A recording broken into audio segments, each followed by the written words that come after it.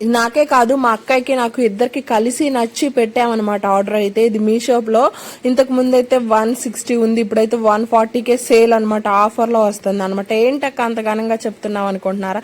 ఇదైతే wall paper అండి. నేనైతే కిచెన్ కి వేద్దామని ఆర్డర్ పెట్టా కానీ ఇది కిచెన్ కి అయితే సెట్ అవ్వదు అనిపించింది. అంటే ఇది ఇంకా చాలా బాగా అనిపించింది, ముత్యాలు చాలా క్యూట్ గా చాలా అసలు డ్రీమ్ గా ఉంది అనిపించింది.